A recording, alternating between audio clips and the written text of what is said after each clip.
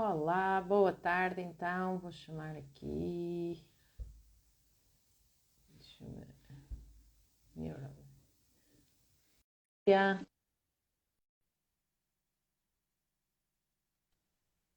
Opa, Olá!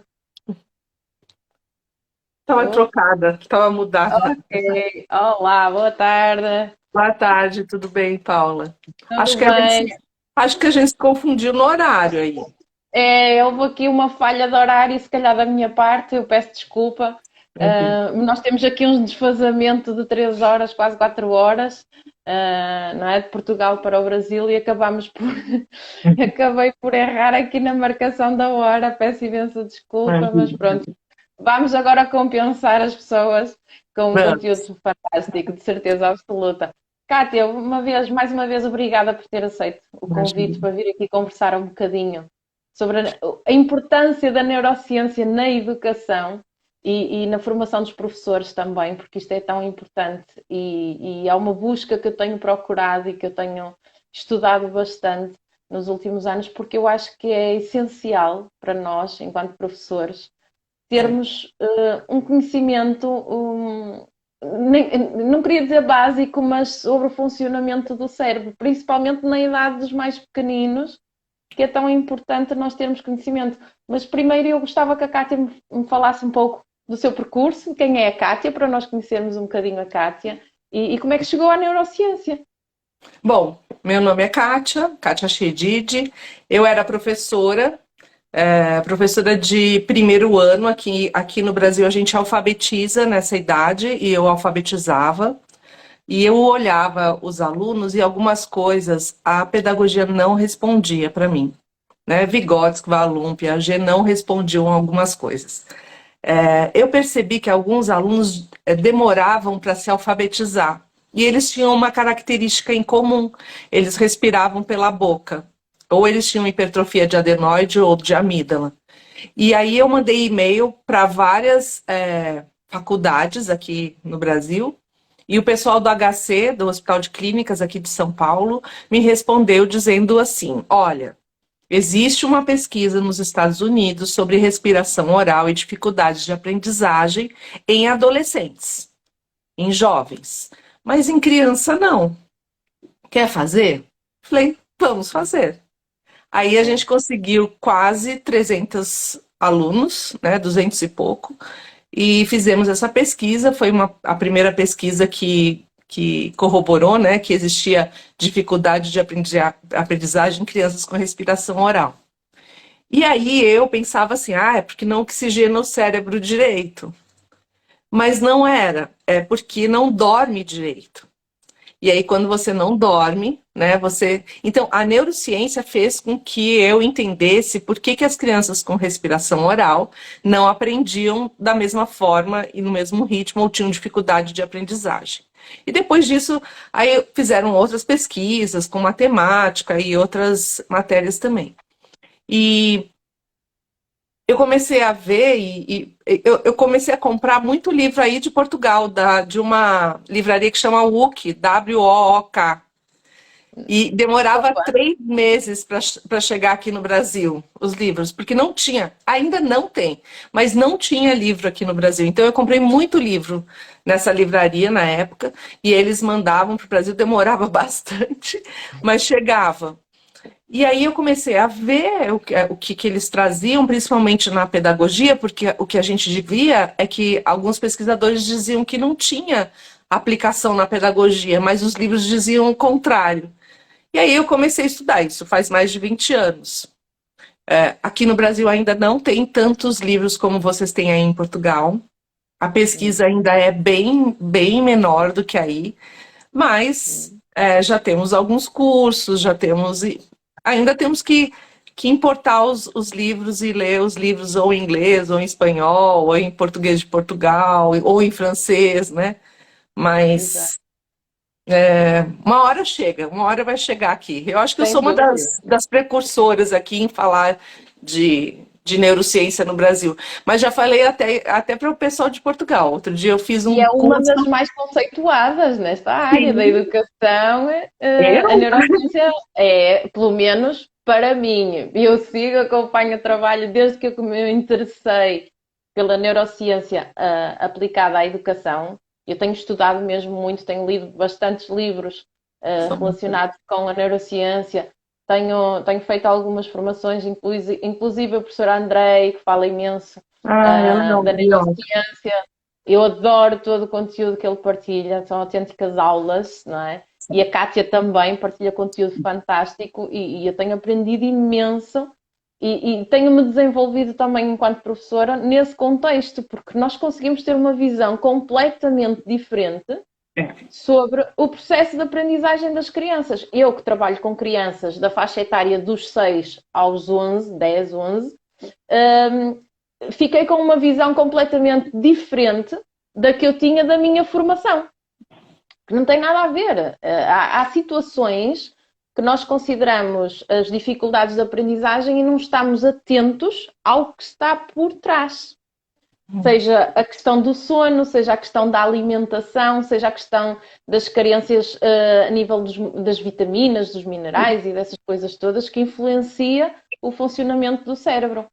E quanto mais os professores aprenderem e desenvolverem conhecimento disso, mais fácil fica depois perceber onde é que estão as causas. Exatamente. Alguém falou aqui que o professor Rafael Pereira veio de Portugal para cá e, na verdade, ele está aqui no Brasil hoje, está num congresso luso brasileiro, que amanhã eu vou dar palestra lá. Então, ele está aqui, ele vem todo ano, a gente esteve junto em Ribeirão no congresso e agora ele veio também. E é uma das referências minhas também, e é meu amigo, e eu tenho o prazer de conhecê-lo. Mas você tem toda a razão. E quando você falou assim, principalmente dos pequenininhos, não é... Sabe, porque a adolescência... também é uma fase bem complicada. O que acontece? Não tem muita publicação e pesquisa com adolescente. É esse o problema. Falta bibliografia para adolescente. Mas as pesquisas que tem, e eu escrevi um artigo bem grande sobre as funções executivas no adolescente, espero virar um e-book e publicar brevemente e distribuir para as pessoas. Eu acho que falta um pouco de referência bibliográfica mesmo e pesquisa para os adolescentes. Então, o professor do ensino médio, aqui chama ensino médio, aí chama como? É o ensino secundário aqui. Secundário. O segundo ciclo e ensino secundário. Então, esse professor, ele fica também perdido, porque ele não conhece algumas coisas, ele não sabe que o menino age por impulso e é por conta do córtex pré-frontal não formado, enfim, tem várias coisas. Mas é interessantíssimo ver essa fase que você trabalha, né? E como desenvolvimento e como você saber o que é, como você pode ensinar e como a criança aprende faz toda a diferença. Sem dúvida nenhuma, sem dúvida nenhuma. E agora, quando nós temos estas crianças com um transtorno de déficit de atenção e hiperatividade, aqui o caso ainda fica mais complexo, não é? Uhum. Porque é todo um turbilhão de diferenças relacionadas com o funcionamento do cérebro, não é verdade? Sim, porque... Primeiro, várias causas, né, das crianças com hiperatividade, vários comportamentos diferentes. Às vezes ele é só desatento e é quietinho na sala de aula, então o professor nem percebe que ele tem o déficit de atenção e hiperatividade. Às vezes ele é só desatento. Quando ele é muito agitado, às vezes o professor até faz o diagnóstico rápido, mas às vezes ele não tem o déficit de atenção e hiperatividade, às vezes ele só falta um pouco de limite e comportamento e disciplina, né? Então, é um diagnóstico bem difícil de ser dado. Aqui no Brasil houve uma época que esse diagnóstico acontecia com muita frequência, né? E as professoras se sentiam muito incomodadas.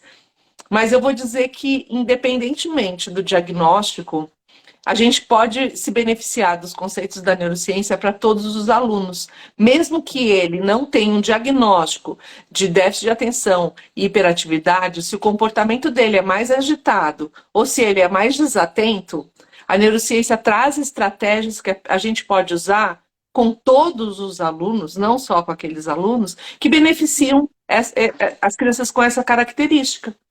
Então, só E tem coisa já boa. vamos deixar então aqui duas ou três estratégias assim, só no ar. Quais serão então, no caso da desatenção ou de estar mais agitado, quais serão as duas ou três estratégias que nós poderíamos Tá. utilizar para chamar esses alunos para nós, para a Eu vou aprendizagem falar nesse um caso? pouco de algumas dificuldades que existem nessas crianças especificamente. Uma delas é a dificuldade de organização, né? Então, como eles têm essa dificuldade de organização, a gente tem uma técnica que chama andaime aqui em scaffold, não sei como é que é em inglês, mas é andaime que chama, que eu não sei como é que Ok. chama em Portugal, que é As escadinhas? aquele suporte que você coloca em volta dos prédios quando estão sendo construídos, você É igual a andaime. É um andaime, andaime, exato. isso. Então você vai colocando esses andaimes, né? Quando o prédio está pronto, você tira. Essa estratégia ela é baseada na zona de desenvolvimento proximal do Vygotsky e em Brunner também. Porque o Brunner que falou esse nome, que a gente precisa cuidar das crianças e colocar andaimes enquanto ele precisa, e depois tirar à medida que ele já está mais independente. Quais são os andaimes que a gente pode usar? Por exemplo, logo nas séries iniciais, talvez a maioria dos alunos consiga anotar as páginas, por exemplo, de um dever de casa. Esses alunos não vão conseguir. Então, você pode colocar na lousa, né, no quadro, quadro, É o quadro. isso. Você pode fazer estratégias para que de par em par eles se ajudem. Por exemplo, você coloca um dos meninos responsável pelo outro, por anotar cada dia, né? Então, você pode usar de várias formas essa estratégia. Outra coisa é usar post-it, coisas coloridas, é, coisas para anotar, porque a gente tem uma memória de trabalho limitada. Todo mundo que não tem déficit de atenção e hiperatividade. Mas quem tem é mais limitado ainda. Então, o que a professora tem que ensinar? Tem que ensinar a registrar. Se ele tiver post-it colorido e a gente deixar também em sala de aula isso à vista, então, por exemplo, acabou um conteúdo, eles conseguirem escrever as partes mais importantes, as palavras relacionadas ao conteúdo, ou fazer um pequeno resumo, uma sinapse ali, né, uma sinopse breve ali, falei sinapse. Então, é bom para resgatar, para ser um gancho nessa memória de longo prazo. E a memória de trabalho deles não precisa guardar, mesmo poucas informações, é difícil às vezes guardar. Uma outra estratégia que até Cambridge sugere são cadernos de estudo. Então, são cadernos auxiliares em que esse aluno escreve. Ele coloca ali algumas anotações, dúvidas, alguns insights que eles têm durante a aula. É um caderno que fica como um caderno de apoio, do lado dos outros cadernos. E aí ele pode desenhar, ele pode colocar suas dúvidas, ele pode anotar, por exemplo, você está falando de um conteúdo e ele lembra de um filme, ele pode anotar o nome do filme, ele coloca algumas coisas que são relacionadas ao conteúdo que está acontecendo. E quando ele chega em casa, ele pega esse caderno e faz um pequeno resumo da aula, ou escreve uma frase sobre a aula, para que, quando ele vai estudar, ele olha esse caderno de estudo e cria um gancho também para essa memória. Então, é um caderno também que, se o menino às vezes é muito agitado, é bom que ele desenhe, que ele rabisque, né? E isso ajuda também a memória dele, não só a atenção. E, e auxilia também, exato, auxilia no foco, não é? Porque eles às vezes Exato. estão a arriscar, mas conseguem estar mais atentos quando estão a Rabiscando. arriscar, a rabiscar, não é? A desenhar alguma coisa, mas conseguem estar a ter uma percepção muito mais atenta Sim. daquilo, daquilo que o professor está a explicar, do que se estivessem simplesmente a ver ou a tomar nota do que o professor estivesse a dizer, não é? Uma outra coisa interessante é criar algumas perguntas que o aluno pode fazer. Então, assim, junto com a professora, criar os passos, mas não os passos falando número 1 faz isso, número 2 faz aquilo, mas com perguntas. Então, assim, como você vai estudar essa matéria? E serve para todas, né? Você estudou dessa forma, deu certo? Se deu certo, você vai estudar de novo a outra matéria? Se não deu certo, como você vai estudar? Né? Qual outra forma você teria para estudar? Isso você está trabalhando com a metacognição, né? Exatamente. O John Hattie fala que a aprendizagem mais visível que tem é esse relacionamento com o professor e é esse trabalho com metacognição, porque é muito barato. Não precisa de tecnologia, não precisa de nenhum material, só precisa do professor e do aluno. E é o professor fazendo com que o aluno pense sobre a aprendizagem dele. Então, assim, não deu certo, né? Não deu certo essa aula, não deu certo essa prova, esse exercício que você fez, você não conseguiu fazer. Vamos pensar, através das perguntas, o que você poderia ter feito diferente. Da outra vez, quando deu certo, o que você fez diferente dessa? Né? Se nunca deu certo, por que nunca deu certo? Né? Quais as estratégias que você conhece? Vamos perguntar para o outro coleguinha que consegue, como ele consegue, o que ele faz. Então, assim, é um trabalho que às vezes demanda um tempo, mas é um tempo bem gasto, é um tempo que se ganha, né? De qualidade. Sim, sim, sem dúvida. Claro que isso é muito importante, esse tempo. E hoje em dia, eu não sei como é que são as turmas, as classes, não é? Aí no Brasil, mas as nossas turmas estão cada vez maiores. Nós temos cada vez mais meninos dentro da sala e acabamos por não conseguir. Por isso é que eu acho, pelo menos a minha visão pode estar errada, que deveria obrigatoriamente haver durante todo o tempo mais do que um professor dentro da sala. Porque nós com 25 meninos dentro de uma sala é muito complicado conseguirmos aceder a todos e termos esse tipo de conversas com todos eles. Sim. E, não é? Embora saibamos, não é, que nem todos precisem no imediato dessas conversas, mas a maioria numa fase inicial vai precisar. Quer tenha déficit de atenção, quer não tenha. Porque faz parte do processo de aprendizagem o errar. E essas questões são tão importantes para eles perceberem onde é que foi o erro e como é que vão ter que agir numa próxima situação para que não volte a acontecer o erro. E nem sempre nós conseguimos ter. Isso já é uma falha na educação como um todo, não é verdade? Agora, nós conseguimos fazer essas questões também falando para a turma, não é? Pegando em algum caso e falando no global e eles tentando fazer essa reflexão cada um para si próprio. E é uma excelente estratégia e vai sendo a metacognição uma das bases da educação, não é? Que nós aplicamos em contexto de sala de aula. Aqui no Brasil, a média é 35 alunos por classe. Ainda são bem maiores que os nossos. Um pouco maior. Quando a gente tem 25, a gente fica bem feliz. Mas hoje de manhã eu estava procurando algumas coisas sobre metacognição, porque amanhã no congresso eu vou falar sobre isso e eu gosto de ver as últimas notícias. E aí eu achei duas notícias que eu achei muito interessante. Uma na Alemanha, falando da dificuldade dos alunos de terceiro e quarto ano, que agora, depois da Covid, eles não estão aprendendo como os professores gostariam. E outro do John Hattie mesmo, falando da Nova Zelândia, da dificuldade dos alunos em sala de aula, da aprendizagem, dos déficits depois da Covid. E não só isso, mas hoje em dia. Aí eu pensei, meu Deus, se na Alemanha, na Nova Zelândia, em Portugal, tá assim, imagina no Brasil, sem as condições, né? E numa escola pública, por exemplo, que você não tem condições nem de acesso de formação de professor, porque a gente ficou bem defasado em termos de conhecimento aqui, e os professores aqui eles têm que trabalhar às vezes em 2 ou 3 escolas para ter um salário mínimo digno, e aí eles não têm tempo para essa formação. Então, quando eu comecei aqui, né, o Instagram, e muitas pessoas falam, mas você tem 300 mil seguidores e você não ganha nem o dinheiro, nem o tostão. Não, não ganho.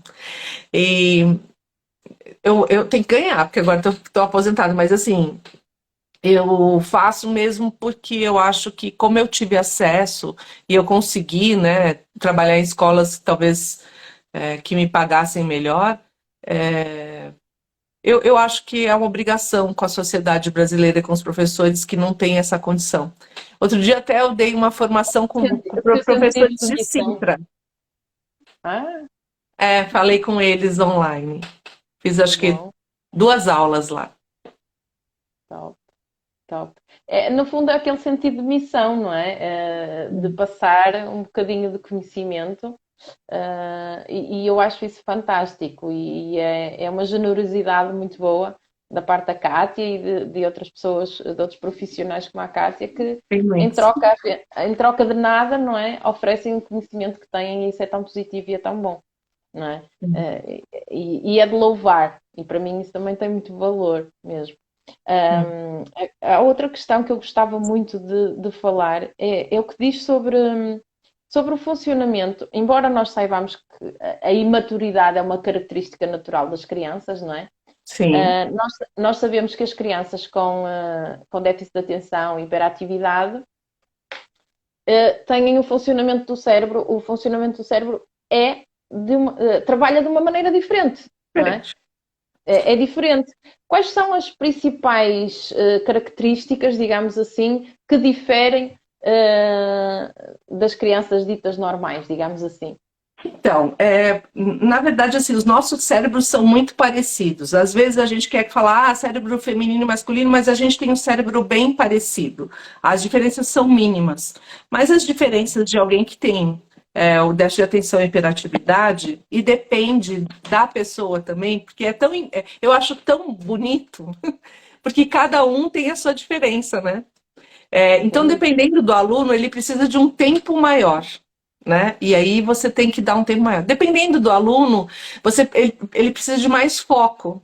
E aí você tem que ajudar a focá-lo, a ler, né? Ajudar a diminuir, a aumentar a letra. Então, depende eu fico um pouco preocupada, às vezes, Paula, quando algumas escolas fazem assim, para alunos com déficit de atenção e hiperatividade, vamos dar 1 hora a mais, ponto.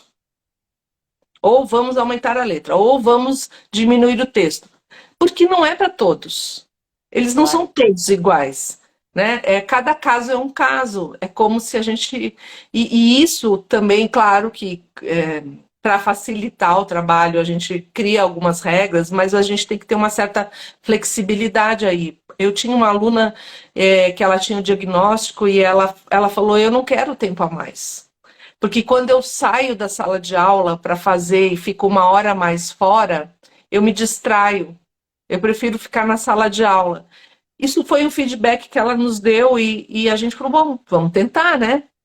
Claro. E ela correspondeu muito bem. Então, assim, também essa conversa com os pais, com o aluno, com os especialistas, pode ajudar em como você vai adaptar para cada um. Eu trabalhei com crianças com síndrome de Down, para alfabetizá-las, e nem todas tinham as mesmas características e precisavam das mesmas. Então, assim, acho que cada criança vai. Mas o importante é ter um professor atento, que se vincule e queira que esse aluno aprenda. E isso é importante não só para as crianças com TDAH, mas para todas as crianças. É o que faz mais Exatamente. diferença na aprendizagem, quando o professor acredita no aluno. Quando o Sem professor faz a diferença, toda a dúvida. diferença. As pesquisas corroboram com isso. Exatamente, exatamente. Até porque é como a Cátia diz, nós somos seres individuais, independentemente se temos ou não déficit de atenção ou uma hiperatividade, cada um de nós vai ter necessidades diferentes, não é? Nós até podemos ter um menino que não tenha diagnóstico nenhum e precise de medidas relacionadas, por exemplo, com a aprendizagem do português ou da matemática. E Isso. tem que ter um ensino diferenciado relacionado com essas matérias. Enquanto podemos ter outro aluno que até tenha diagnóstico e não precise de medidas relacionadas com a aprendizagem de matérias, mas precise de medidas relacionadas com, se calhar, a sua socialização ou a interação com os pares, ou até com as emoções. Sim.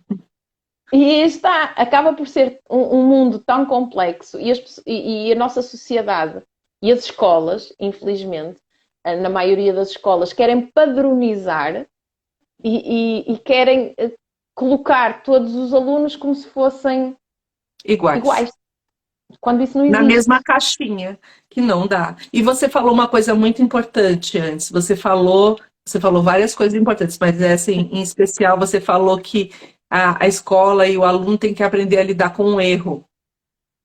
E, na verdade, quando a gente tem uma humildade pedagógica, quando a gente não acha que a gente sabe de tudo, nem quando a gente não quer tratar todo mundo do jeito que a gente acha que deve, né? E a gente trabalha empaticamente, de forma respeitosa e amorosa com o aluno, a gente vai reconhecendo que errar vai ajudá-lo a construir, e até o nosso erro. Então, vale a pena a gente tentar algumas coisas com alguns alunos e se não deu certo, falar, bom, não deu, não te ajudei com isso, vamos tentar alguma outra estratégia?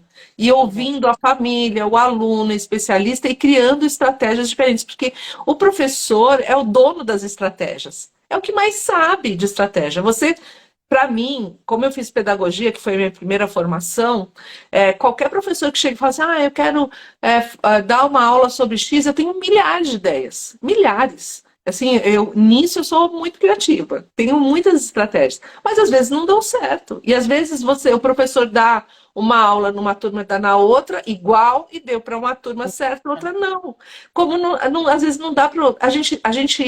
O professor ele tem que se perdoar e entender que ele não vai conseguir dar conta de tudo. É verdade. Olha, eu E acho que pedir ajuda. essas palavras são mesmo para mim, porque eu esta semana aconteceu uma situação precisamente dessa. Que eu criei assim uma atividade tão gira, tão dinâmica, uma espécie de um bingo e tal e coisa, um jogo super divertido e correu super mal. E eu senti-me muito frustrada, porque não Eu sei, funcionou. E, eu tipo, sei como é, Paula. eu própria tive que fazer esse processo de ok, pronto, olha, não funcionou, para a próxima vai correr melhor, vamos ter que usar outro tipo de atividades, ok, tudo bem. Mas custou-me. Eu assim, opá, E pode ser que na próxima vez você use a mesma estratégia e dê certo. e já funciona, é verdade. Não, né, também não desiste dela. Só Não, vai não, nunca. adaptando, não vai desistir. Porque tem Exatamente. professor que fala assim, agora eu nunca mais faço isso. Deu errado, Ai, eu nunca não. mais faço. Não, Ai, não. eu não sei. Deu errado é mais uma chance de Oportunidade você para melhorar. tentar, né, organizar e fazer melhor. Mas eu já saí chorando muitas vezes, porque eu planejei, e eu fazia materiais, né? Eu gostava de fazer coisas diferentes. Então, assim, dado gigante, dominó gigante. Eu adorava fazer coisas diferentes com os alunos e às vezes dava muito errado. E É tem verdade. que se perdoar. Nem sempre Mas a gente vai acertar. nem sempre é fácil nós fazermos esse perdão para nós próprios. Eu acho que Exato. é mais difícil nós perdoarmos o nosso erro do que É. perdoarmos o erro deles, das crianças. Nós dizemos, pronto, já passou, não faz mal, olha, vamos fazer desta maneira e está tudo bem. Mas quando somos nós, custa-nos. Agora, posso te dar uma dica? Força. Eu acho que vale uma conversa com as crianças. Falar, olha, eu preparei o bingo. Eu queria chegar nesse objetivo. Eu queria, com esse bingo, conseguir isso. O que vocês acham que deu errado? Porque não deu certo para mim. Eu saí daqui muito frustrada, né? Nem quase me perdoei. O que vocês acham? E eu tenho certeza que eles vão dar contribuições maravilhosas. Porque muitas vezes os professores chegavam para mim, eu fui diretora de escola, coordenadora, né? Eu fiquei 38 anos em escola. E saí agora em janeiro. E as pessoas chegavam e falavam, não sei que deu errado, não sei porque não dá certo, essa turma eu não consigo. Eu falava, fala com eles, pergunta para eles. Tinha uma turma na última escola que eu trabalhei que era muito, muito bagunceira. Todo professor chegava lá e falava, eu não quero, do segundo ano do secundário, aí, no segundo ano do ensino médio aqui. Mas era a turma, aqui como diz no Brasil, do balacobaco, danada, sabe? Aí eu entrei lá e falei, bom, gente, os professores estão querendo que eu faça mapa de classe. Sabe o que é mapa de classe? É, Ah, é falar onde cada um tem que sentar. ah, Então, os professores querem que eu faça um mapa de classe e diga para vocês onde vocês devem sentar. Para mim, vocês já são grandes. Eu não queria fazer isso. Mas, se necessário, se vocês acham que é a única estratégia para vocês pararem e prestarem atenção na sala de aula, é o que eu vou fazer. Eles começaram a me dar ideias do que era possível fazer, de como, por que que eles conversavam, de por que que aquele professor, sabe, de cada um, que foi tão gratificante assim, e eles tiveram resultados maravilhosos, né, depois no vestibular, e eu acho que é só uma conversa. Quer dizer, não é só uma conversa, são várias conversas, mas às vezes o aluno precisa ser ouvido mesmo, sabe, para saber o que deu errado. Eu acho que essas palavras que acabaste de dizer, o aluno precisa de ser ouvido, eu acho que é a coisa mais importante dentro do contexto de sala de aula, porque eles têm uma necessidade tão grande de serem ouvidos, de serem escutados hoje em dia, porque eles passam demasiado tempo isolados. E com esta situação do Covid, né, isto agravou-se bastante. Sim. Com aulas online, o facto de eles terem ficado em isolamento muito tempo, o contacto social, mesmo cara a cara, não é? Foi um bocadinho abandonado, digamos assim. Foi por obrigação, acabaram por se perder um bocadinho aquela ligação emocional, aquela relação social. E eles têm agora, acho eu, pelo menos é a minha opinião, e eu sinto isso também nos pequeninos, eles têm uma necessidade tão grande de expressar aquilo que estão a sentir sobre as atividades, sobre as brincadeiras, sobre eles próprios. E é muito importante nós, às vezes, utilizarmos 5, 10 minutos de uma aula e depois conseguirmos ter o resto da aula bem com os alunos, do que começarmos logo a querer a debitar a matéria, digamos assim, e não conseguirmos ter os alunos connosco. É, a escuta é bem necessária, e isso para qualquer relacionamento, porque eu imagino que se meu marido chegasse em casa, ficasse falando, falando, falando e não me escutasse, eu estaria bem triste. Então, assim, acho que todo relacionamento precisa dessa escuta, e a sala de aula se constrói com aluno e professor, e os pais têm que apoiar isso. Então, o que a gente vê.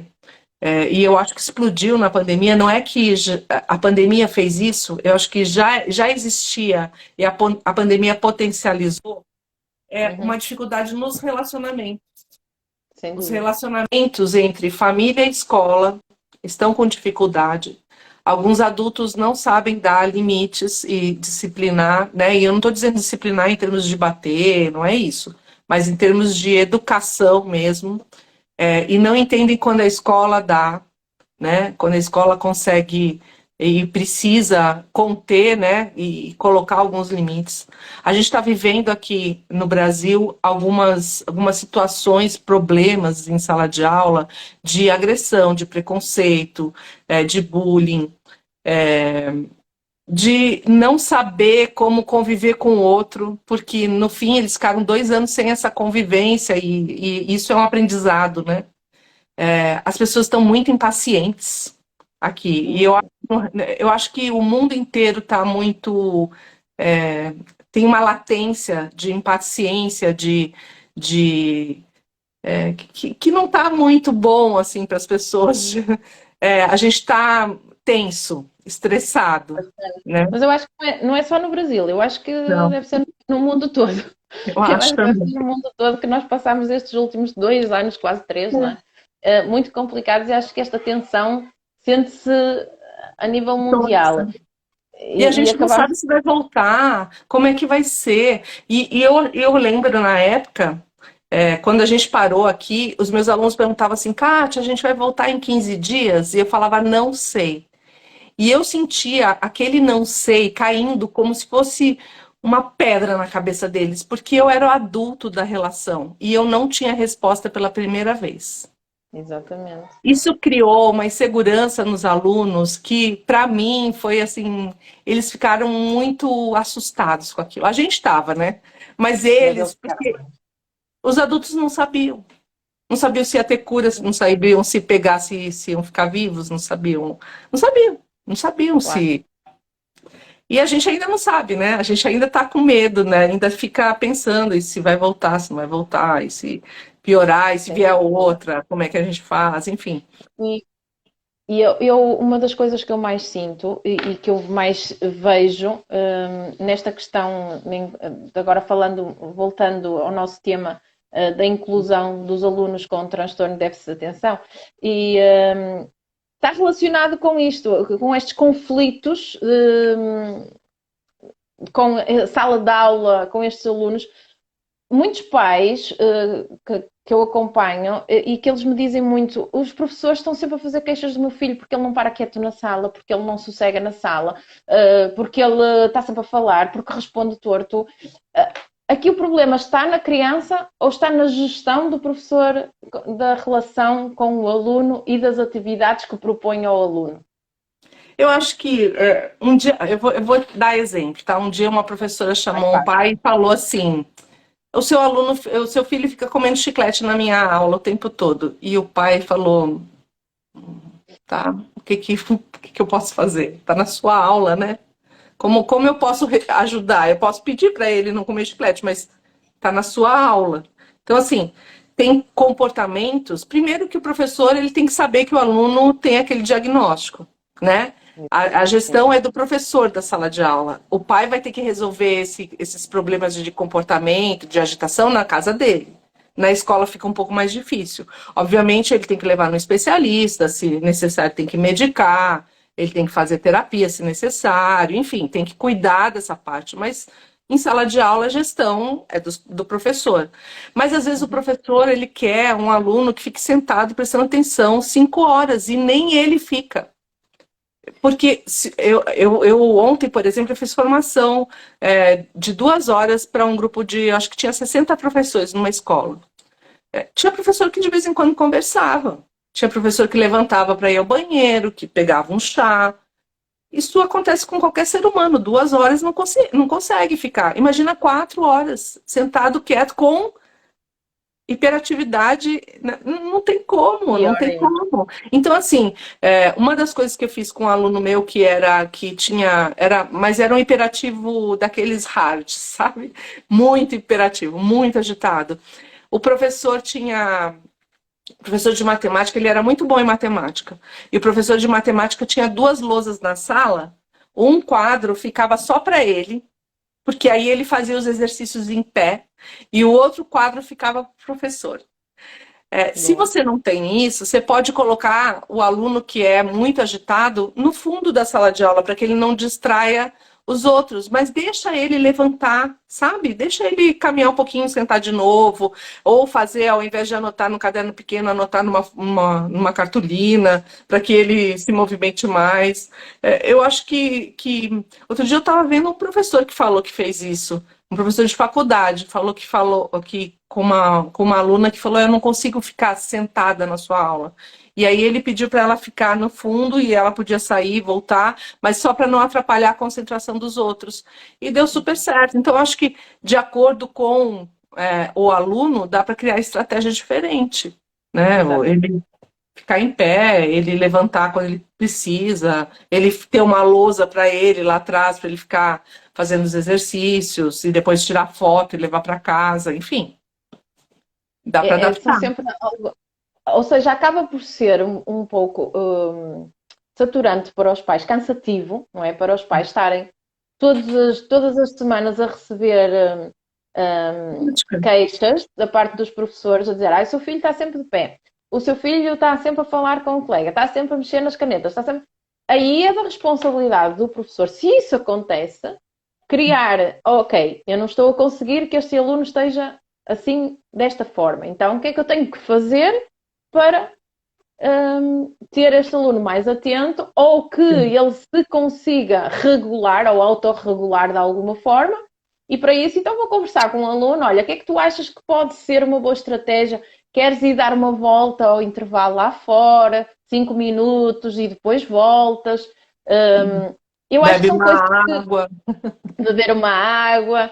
ir no banheiro, essas coisas assim. Ou Eles ser ajudante do professor, isso também é ter o importante. Às vezes ajudante, vem apagar exatamente, a eles gostam louça, muito. recolhe as folhas, joga, né, faz alguma coisa na Sim, isso sala. é ótimo. Outra coisa que eu costumo utilizar e que eles gostam muito, nós aqui em Portugal temos uns quadros pequeninos, do género dos quadros brancos, que nós utilizamos aquelas canetas do whiteboard, não é? Do Uhum. quadro branco. E nós temos uns quadros assim pequeninos que até vêm junto com os manuais dos alunos. E nesses alunos é algo que eu deixo ficar sempre lá na mesa com o marcador Sim. e que eles estão para lá. Eles fazem um desenho, pintam, riscam e tal. E nós perguntamos e eles sabem responder. Eles até estão ali a riscar e sabem responder. Eu assim, ok, estás aí a pintar, mas não estás desatento. Até estás aqui a ouvir e estás a perceber tudo que nós estamos para aqui a conversar. É, E não há problema nenhum, não há mal nenhum.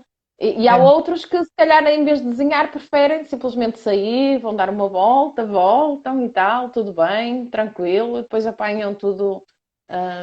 Eu acho que acaba por ser um bocadinho a gestão mesmo do professor, porque os pais não conseguem ir para dentro da sala, dizer ao filho: Olha, ficas aqui sentado e eu estou Não aqui à tem tua como. frente, não Mas é? assim, a gente tem que saber o limite, né? Porque às vezes é porque o pai também não educa muito e passa a mão na cabeça e o filho Tem pode que haver fazer o que quer. regras, claro, Pode claro, ser claro. isso, né? Pode ser que o menino não saiba regras. Algumas pessoas estão falando aqui duas coisas. Primeiro, uma falou assim: eu acho que no fundo da sala não é bom. Depende do aluno. Claro que se é um aluno que é bagunceiro, que vai ficar gritando, vai ficar chamando atenção, tem que ser uma coisa discreta. Então depende do aluno, né, gente? Não é para todo mundo. E a Dani, escreveu aqui, ela falou o seguinte: quando o aluno é desatento, é um pouco mais difícil. Às vezes ele não faz nada e fica só na desatenção. Eu acho que o aluno com déficit de atenção e hiperatividade, o mais difícil não é o hiperativo, é o desatento mesmo. Porque Desatento. às vezes a gente não percebe que ele não está aprendendo. Né? A gente não Uhum. percebe porque ele às vezes é quietinho, ele só fica desatento. E aí, se Aqui, diz, faz. Cátia, desculpa. Eu estou aqui com uma pergunta, mas conclua o raciocínio, E peço às vezes para desculpa. o professor fica difícil com mais alunos você perceber que ele não está. E aí sim, esse aluno que é desatento, ele tem que ficar bem na frente, perto do professor, e o professor tem que ficar dando ordens diretas ali, olho no olho, e falando, faça, olha, começa. Porque também é um problema, às vezes, de função. A gente tem uma pesquisa, algumas pesquisas saindo, que muitas crianças foram diagnosticadas com déficit de atenção e hiperatividade, e eles só tinham um problema no desenvolvimento das funções executivas. Então, às vezes, não é um problema de desatenção, mas é um problema até de não iniciar, de falta de iniciação de tarefa. Então, esse diagnóstico, agora que a gente sabe como é que as funções executivas funcionam, né? Talvez tenha que ser revisto, mas, independentemente do diagnóstico, as estratégias são iguais, né? Claro. E temos que ir devagarinho e passo a passo e conhecer muito bem o aluno. Isso. E eu acho que, e era esta questão que eu tinha aqui, pode ser muito importante a um professor ter conhecimento do processo dominante do aluno, ou seja, vamos aqui de encontro um bocadinho às submodalidades da programação neurolinguística.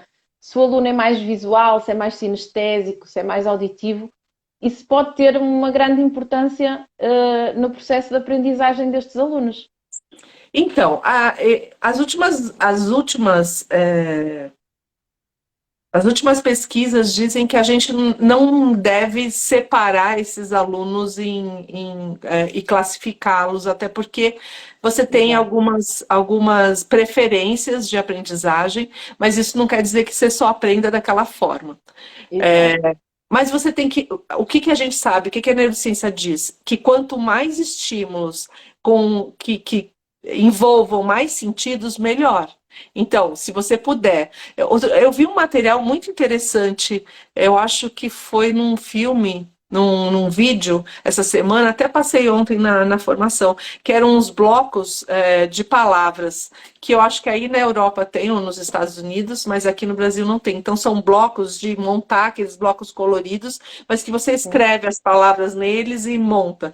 Então, você imagina que o aluno está tocando, aquelas palavras ficam físicas, né? Não tão abstratas na cabeça dele. Ele está tocando e está construindo os módulos, né? Aqueles blocos e trabalhando com eles. E você pode trabalhar um monte de coisa com isso. Então, também usar de estratégias que façam com que o menino se movimente, que façam com que ele fale, com que ele ouça, com que ele sinta cheiro, né? Enfim, que use mais sentidos, vai fazer com que a memória crie um gancho lá para buscar, né, aquele conteúdo na memória de longo prazo. Então, eu acho que quanto mais estratégias. E é diferente, porque às vezes quando a gente fala isso, Paulo, o professor fica desesperado, porque ele pensa assim: então agora eu vou ter que fazer show toda a aula. Não, não é isso também. Mas são estratégias intencionalmente bem pensadas em alguns momentos, né? Não é o tempo todo, aquele showman também, porque não dá certo. Exato, Senão o aluno guardaria na memória todos os TikToks que vê, né? E não é assim que funciona. Não há hipótese. O cérebro descarta aquilo que não é importante, não é? Faz a limpeza daquilo que não é importante e que não é essencial. É como diz a PNL, o nosso cérebro aprende por cores, imagens e sensações. E se nós conseguirmos utilizar as cores, imagens e sensações no processo de ensino, de ensino-aprendizagem, não é? No caso de crianças e adolescentes também, mais importante vai ser para os jovens essa aprendizagem. Tenham eles déficit de atenção ou não. Eu acho que acaba por ser aprendizagens significativas, no fundo, que fazem sentido para eles. Agora, desculpa, o mais bonito é que tem que ter uma medida certa, né? Mesmo de cores, por exemplo. Você não pode encher a sala de aula de cores, que também tem uma pesquisa recente que diz que as crianças se distraem mais em salas de aula com muitos elementos ali que chamam a atenção. Então tem que ter, obviamente, mas não tem que ser over, né? Não tem que ter demais. É a medida certa. E quando você coloca, por exemplo, um mural, você faz um mural com as crianças, elas participam, é um mural colorido, aquilo chama atenção, mas à medida que o tempo passa, aquilo vira paisagem também, para de chamar atenção. Então, pensa que construíram um prédio bonito, colorido do lado da sua casa. A primeira semana você vai passar, olhar e falar: nossa, que lindo esse prédio, olha o detalhe ali na janela, olha aquela porta, olha aquela escultura, olha a moça botou florzinha na janela dela, tal. Daqui a um mês você passa e nem presta mais atenção no prédio. É mais ou menos o que acontece em sala de aula. Então, tem que ter uma troca constante e não pode ser muito e nem pode ser nada, né? Exatamente. E até há quem defenda que na parte que as crianças estão viradas para a frente da sala, não é? Evitar ao máximo ter muita chamada de atenção, digamos, muita cor, muito desenho, muita imagem. E colocar nas laterais ou na parte de trás da sala, então, esses trabalhos, digamos assim, que sempre que a criança precisar, vai olhar para trás, vai recordar a matéria se fizer falta ou não. E assim, eu sugiro tentar uma estratégia. Fazer um cartaz ou alguma coisa relativa ao conteúdo e colar no teto. Eu tenho certeza que as crianças vão olhar muitas vezes no começo. E talvez chame bastante atenção. Então, escolhe aquela matéria, aquele conteúdo que eles têm mais dificuldade. Coloca lá no teto. Tenho certeza que você imagina como eles vão olhar para aquilo. Mas tem que durar um tempo. Constantemente no mundo da lua, como nós dizemos. O imperativo mais ainda. Mas é uma excelente sugestão, porque pelo ser totalmente diferente do habitual, não é? Uau, no teto, um cartaz. Quem pensaria nisso, não é? Fantástica sugestão. Só eu mesmo.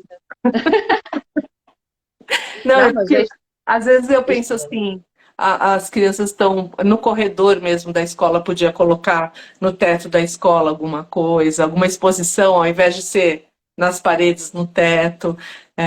Eu penso em coisas diferentes, por exemplo, nos espelhos do banheiro, né? Os trabalhos. Então, em cima, assim, no espelho do banheiro, de repente, chamaria atenção. Sim, acho que dá para Super interessante. criar.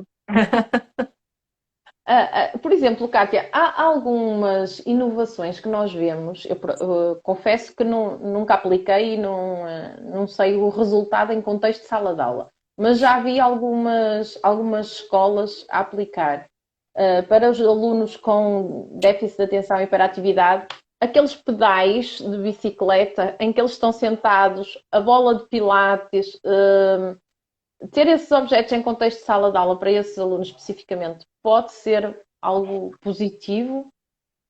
Existem pesquisas que dizem que sim, mas eu acho que a gente ainda não tem pesquisa consistente, né, disso. Eu acho que é um pouco incômodo. Eu acho que teria que ser uma coisa, aí é opinião, não é baseado em pesquisa mesmo. Eu acho que Claro. talvez tivesse que ter ou um puff ou uma bola à disposição, mas não que ele fique o tempo todo, porque eu imagino ele não conseguindo encostar, né? Porque tem um. Eu imagino eu sentado numa bola de pilates a Pois, eu tarde também já toda, pensei nisso. né? Ia acabar por ser um bocado desconfortável. Às vezes é melhor uma bolinha que ele possa ficar apertando ou apertando com o pé, ou aquelas, né, que coloca o pé que ele mexa, do que uma coisa que talvez até essa bicicleta, né, é um pouco desconfortável. Eu vi também uma escola, acho que foi na Nova Zelândia, que as mesas eram maiores e eles ficavam em pé. Mas também ficar em pé muito tempo, né? Então as aulas, não sei, eu acho que é. Não sei se seria propriamente confortável, não é? Porque eu acho que acaba por ser mesmo o ideal, mesmo essa gestão de permitir que o aluno tenha autonomia para gerir um bocadinho o seu tempo, não é? Acompanhado, como é lógico, numa fase inicial, se forem mais pequeninos, ser acompanhado, permitir que ele tenha um pouco dessa liberdade na gestão do seu tempo, mas também sendo orientado para cumprir, claro, os objetivos da semana.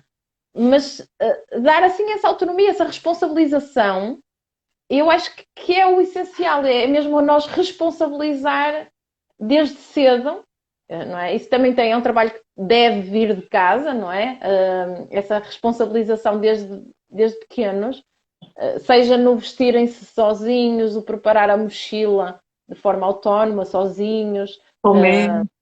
comer sozinhos, também é tão importante. Nós vemos muitos meninos no primeiro ciclo, não é? Que nós dizemos aqui o primeiro ciclo do primeiro ao quarto ano, dos 6 aos 10 anos, que na hora de almoço ainda precisam de ajuda para comer, para cortar a carne, para partir o peixe, Sim. quando já devia vir esse treino, essa autonomia, devia vir já de casa para que eles conseguissem também sentir confiança nas capacidades deles.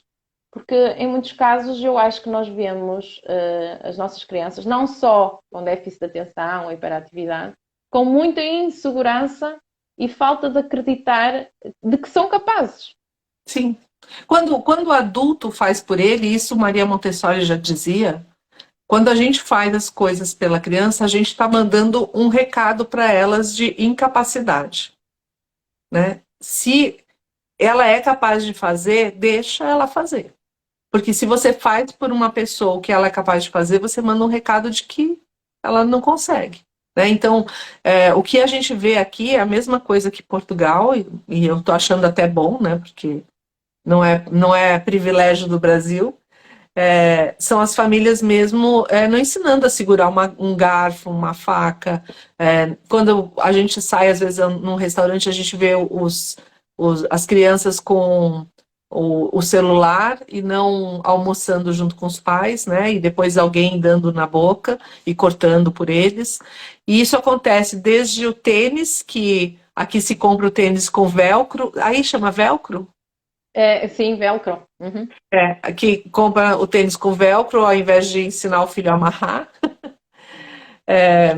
E tem coisas que são simples, e não é mesmo a função da escola. E às vezes o pai não sabe o quanto aquilo faz diferença para a aquisição da linguagem escrita e da linguagem da leitura. Porque você ir para a escola com a linguagem oral desenvolvida e com apreensão de faca e garfo desenvolvido, você vai segurar o lápis da forma correta e vai escrever da forma correta, vai falar da forma correta, né? Se você falar direitinho, e vai ler da forma correta. Então, assim, antecede, são aprendizagens que antecedem. Se ele nunca aprendeu nada sozinho, sem ajuda, como é que vai chegar na escola e vai aprender com autonomia? Não vai. Então, essa aprendizagem com autonomia está faltando hoje nas crianças e eu acho que não é só no Brasil, eu acho que é no mundo inteiro mesmo. E eu acho que Exato. cada vez mais a gente, que tem aí os pais como também parceiros nos Instagrams e nos sites, tem que falar para eles, né? Que tem uma parte que é deles mesmo. Não é a babá, não é a avó, não é o professor, é o pai e a mãe que ensina a cortar o bife, a, a segurar o copo. Eu vejo que tem pai que fala, não, mas o copo é frágil, ele vai deixar cair. Não, ele tem que aprender. Né? Ele tem que Claro. aprender a botar a Vai meia, a perceber. tirar a meia, a fechar o zíper, a colocar o brinco, a pentear o cabelo, tudo. Né? É, Então, é- a superproteção não beneficia em nada o desenvolvimento da criança, não é? E o que nós vemos, esta questão que a Cátia falou ainda agora, de estarem a fazer a refeição no restaurante com o telemóvel ou o tablet, a assistir e não haver a conversa, não é? O que é que acontece? Eles vão chegar ao nível do. Mesmo nós vemos cada vez mais crianças ali com os seus 3, 4 anos que ainda não falam aquilo que a literatura diz que devem falar, a quantidade de palavras e o discurso coerente que devem ter. Quanto mais quando chegam a um primeiro ano, a um primeiro ciclo, que ainda nem conseguem utilizar a construção da frase de forma correta. exato. Porque não existe essa interação, por exemplo, às refeições, de conversar, de perguntar como é que foi o dia, de perguntar o que é que fez, quais foram as brincadeiras mais divertidas que fez ao longo do dia. Coisas que permitam à criança simplesmente falar, falar, falar, falar, e esse falar, falar é o treino que eles precisam para que depois consigam conhecer palavras diferentes, conhecer todo o vocabulário que é tão importante para depois fazer o desenvolvimento da leitura e da escrita, não é? E a E própria postura, a própria postura à mesa, né? A mesma postura que a gente precisa numa sala de aula ou na hora do refeitório.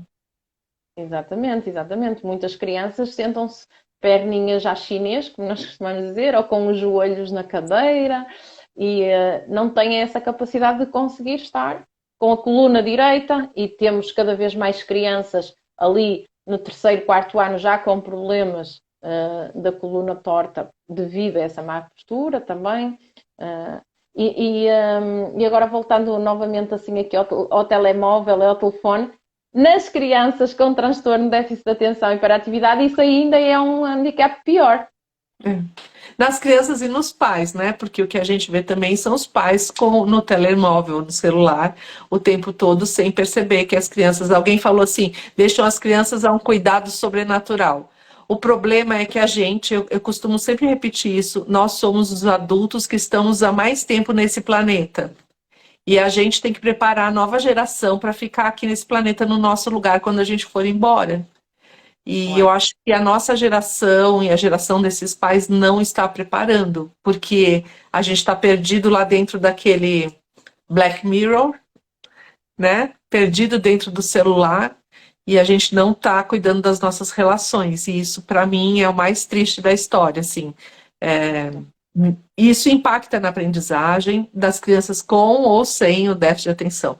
E às vezes o déficit de atenção faz com que a gente preste mais atenção, né? E acolha mais aquele aluno, e às vezes piora, né? Ou como você falou, a professora chamando e falando para o pai, ele não para quieto. Ok, aliás, é a característica dele, e por isso que ele tem esse diagnóstico, né?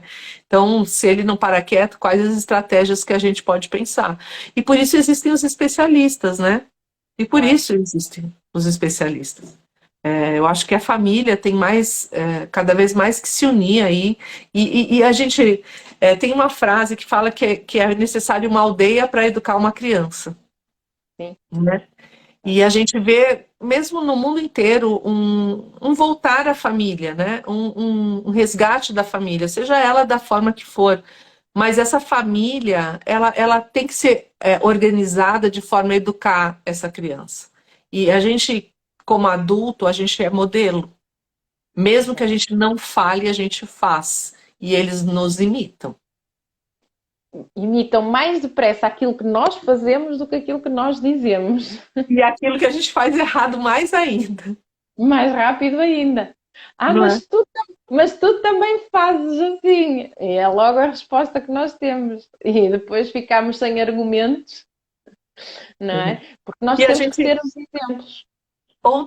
Anteontem, eu acho que eu fiz uma live com alguém e a pessoa falou para mim, a mãe chegou atrasada e falou assim, ai, furou nosso pneu. E aí o filho falou, não, não furou o pneu. Entregou a mãe. Mas é um exemplo, como você quer burlar a regra assim para o seu filho entrar. E você está ensinando o quê para uma criança? É melhor ele perder um dia, né, de aula ou ficar com atraso do que aprender a mentir, aprender a enganar, né? Então, assim, é uma responsabilidade que a gente tem, é, esse modelo que a gente é. Então, a partir do momento que a gente tem filho, e isso é uma escolha ter ou não ter filho, mas a partir do momento que você é pai e mãe, você assume essa responsabilidade de ser exemplo, de ser modelo. Então, você precisa ensinar para essa criança como se portar, né? Por exemplo, você tem que cumprimentar o seu vizinho, falar bom dia, boa tarde, boa noite, com licença, desculpe. Você tem que ensinar. Oh, Kátia, isto é mesmo importante o que estás a dizer, porque nós vemos agora, atualmente, muitas ideologias de educação positiva que são ideologias que passam um pouco para o lado da permissividade. A ele, se não quer dizer bom dia, não é obrigado a dizer bom dia. Então, às vezes, quando eu não sei rotular se é a positiva ou qual é, Sim, mas assim, mas às vezes, quando nós a consideramos educação, que as regras existem em todo lado, não é? isso, quando a Nós, educação é muito permissiva, né, e não tem limites, isso não quer dizer bater no filho, isso não quer não, dizer castigos físicos ou castigos que duram, né, que são, mas isso quer dizer dar limite. Então, assim, quem vai ensinar como a gente deve se portar? O adulto. O adulto vai ter que dizer, meu filho, olha, quando você encontra uma pessoa mais velha ou qualquer outra pessoa, você fala bom dia, boa tarde. Não precisa dar beijo, né? Não claro. precisa. Mas você cumprimente, você peça licença, você peça desculpa, você deixa a pessoa mais velha entrar primeiro no elevador. Então, tem certas coisas que são necessárias para a convivência em sociedade, né? O que a gente vê hoje aqui, principalmente, é assim, as pessoas pensam nelas. Então, o trânsito, às vezes, é um reflexo disso. As pessoas não dão, você dá a seta para ir para outra faixa e as pessoas aceleram, não deixam você entrar. E eu fico pensando, por quê? Porquê? Porquê? Que é Exatamente porquê? isso? Né? O que custa me deixar entrar? E que diferença vai fazer na vida Porque daquela eu pessoa deixo. aquele 10º por E passar, às por vezes deixar eles passar fazem ali? questão de chegar assim, um carro na frente, tá? Eu vou atrás, não tem problema. Faz toda a Mas assim, diferença. mas sabe que são gentilezas que a gente está perdendo como sociedade e isso vai fazer falta. Então, Claro. é entender os limites, mas é também entender que a gente é modelo e a criança não vai aprender sozinha. Não vai. A criança precisa de alguém que a oriente, precisa de alguém que lhe diga o que é certo, o que é errado, precisa de alguém que lhe diga onde é que é o limite, até aqui podes ir, a partir daqui não pode ser, e isso é essencial. E é Isso. o que nós vemos hoje em dia, é essa falta de limite, que tem que vir de casa, porque se eles não estão habituados em casa a ter esse limite, nós na escola acabamos por ter mais dificuldade em fazer perceber que a partir dali já não pode ser, já está a ultrapassar aquilo que é considerado boa educação, ou respeito pelos colegas, por todos aqueles que fazem parte do grupo sala de aula. não é? Exato. É quando você não tem um coletivo, é porque uma coisa é seu filho individualmente em casa, mas quando a gente está no coletivo, o bem-estar do coletivo é a prioridade, né? Então, não é a vontade de um ou o desejo de outro, é o bem-estar do coletivo. E aí todos têm que agir para que o coletivo funcione isso é democracia, inclusive, né? Se o Exatamente, exatamente. coletivo todo, a maioria quer uma coisa, a gente tem que aceitar, né? E tem que conviver com as diferenças, com as opiniões diversas, sem brigar, não, porque eu quero que faça como eu quero que faça. Não, senão a gente vai virar um É, caos. O é mundo vai mais, virar um caos. mais um recadinho para os pais. Os pais têm que ajudar os filhos a lidar com a frustração e Exato. permitir que os filhos passem pela frustração para aprender a lidar, que nem sempre são as vontades deles que prevalecem. Às vezes tem que ser a vontade do grupo, porque nós vemos cada vez mais jovens, cada vez mais crianças que não têm tolerância à frustração. E agora nem tem nada a ver com ser hiperativo ou não, é mesmo as crianças no geral. Não têm tolerância nenhuma ou pouca tolerância à frustração de, ok, hoje não pode ser assim. E eu não sei como é aí em Portugal, até gostaria de saber, quando você sinaliza para o pai que aquela criança não está tendo um comportamento adequado, se ele aceita e vê a parte de responsabilidade dele, ou se ele fala, não, meu filho é ótimo, você que está. Depende dos pais. Há pais que aceitam muito bem e dizem, ai, compreendo, vou conversar com ele, vamos ver o que é que a professora acha que podemos fazer, como é que podemos agir e até pede ajuda nesse sentido. E depois há aqueles pais que, ele em casa porta-se bem, e tal, e coisa. Que não E aí enxerga. nós não podemos fazer assim muita coisa, não é? Vai É. depender também dos valores que os pais têm e da criação individual que os pais têm, não é? E aqueles que mais precisam são aqueles que menos têm os pais que dão limite, né? Sim, sim, sim. Normalmente Normalmente. é. É. Normalmente, tenho muitos pais, às vezes chegam, nós dizemos alguma coisa, olha, vamos criar rotinas mesmo em casa, para hora de deitar, hora de acordar, a hora das refeições, para que eles se habituem também à rotina, porque é tão importante. Ah, ele não para quieto, não para sossegado, só está quieto quando está no telemóvel. Pois, mas isso é que é mau. Exato. A criança tem que aprender a criar outras atividades. O aborrecimento é muito importante para o desenvolvimento do cérebro. Eles dizerem não tenho nada para fazer, é muito importante para eles não terem nada para fazer, porque A depois a pausa, o criatividade silêncio, né? É muito não importante, é? né? A E gente há não muitos tem. pais que não estão cansados porque o stress do trabalho, a vida também é muito preenchida, nós também compreendemos isso, e então entregam, olha, pega lá o telefone e a criança fica ali meia hora, uma hora, quando não é mais, e está sossegadinha, não chateia ninguém, não conversa, não fala, e pronto, e depois temos na sala de aula isso não acontece, não pode ser, e a criança liberta-se. E às vezes o pai fala assim: não, mas lá em casa a gente não tem hora para dormir, ele dorme a hora que ele quer. Só que aí ele faz o que ele quer, só que é só ele. E na escola ele tem que fazer na hora que todo mundo faz, né? Não é na hora que ele quer. E aí vai causar. Na verdade, sim, mesmo que a escola permita, um dia na vida não vai ser como ele quer. Né? E a Exatamente. frustração vai vir mais cedo ou mais tarde. Então, acho que a escola é um bom laboratório para a vida, sabe? De que a coisa não pode ser do jeito que a gente quer o tempo todo, né? Eu também gostaria de mandar em todo mundo me obedecesse, pronto, acabou, ia ser um mundo perfeito. Mas não dá para fazer Não só o dá. que eu quero. Uh-uh. Não dá. Pois não. E eu acho que é dos recadinhos que nós podemos deixar aqui hoje. E a nossa live já vai assim longe, já são quase. Aqui em Portugal já são 20 horas, 8 da noite, não é? Hum, não é pela criança ter déficit de atenção ou hiperatividade que ela tem que ser hum, diferenciada, são todos, no fundo.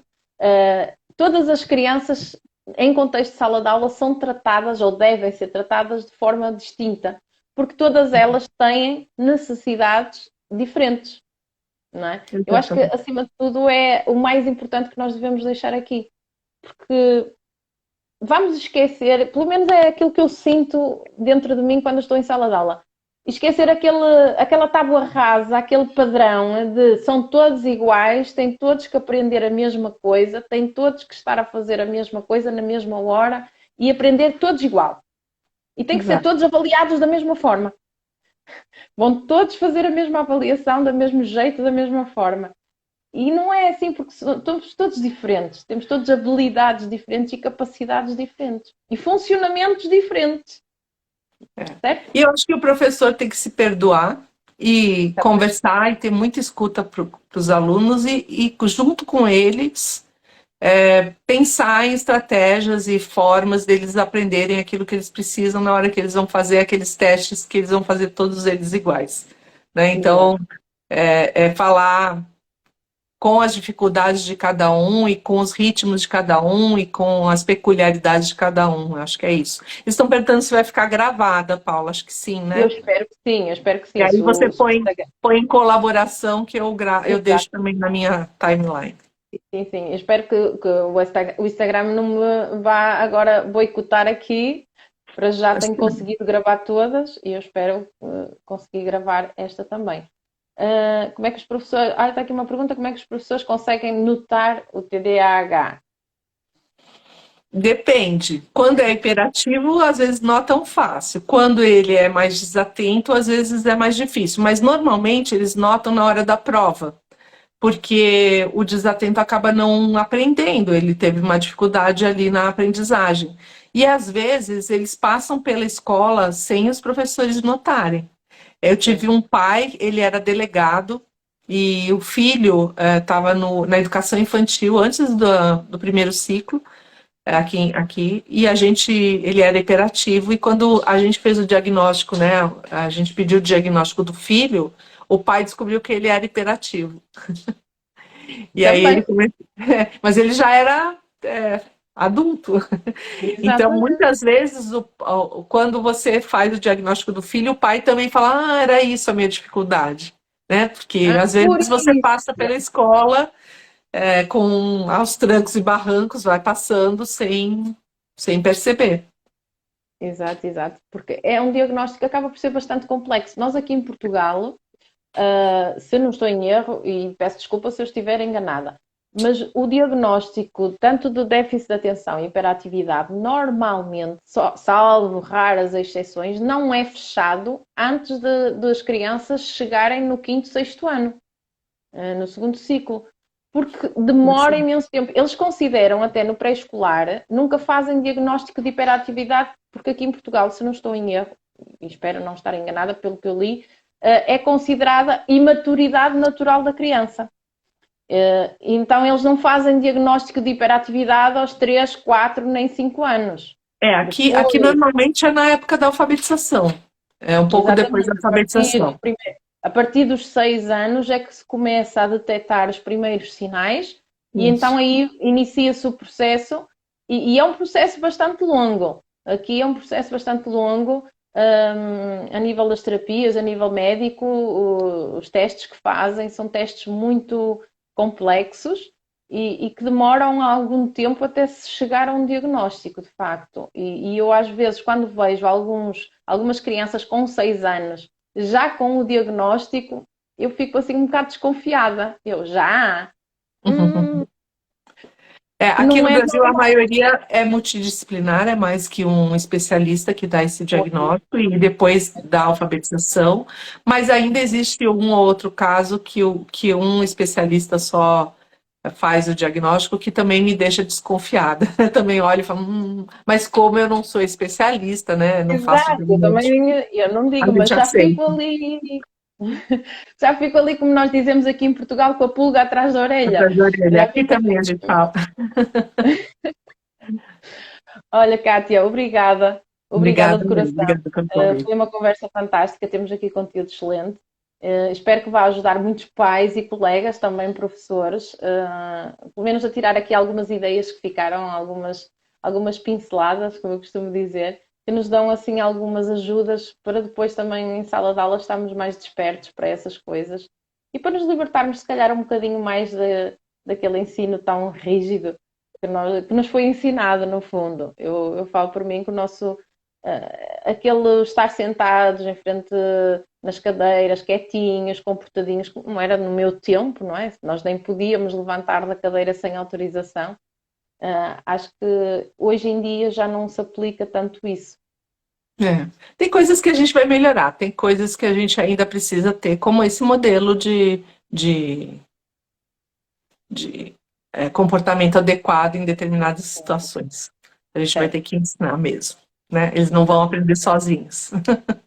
Exatamente, tem que ser muita paciência, muita resiliência e nunca desistir mesmo. Bem, Muito Kátia, obrigada pelo obrigada, convite. obrigada. Muito obrigada. Um beijinho grande e obrigada a todos que assistiram. Até Tchau, breve. pessoal. Sim, tchau, tchau, tchau.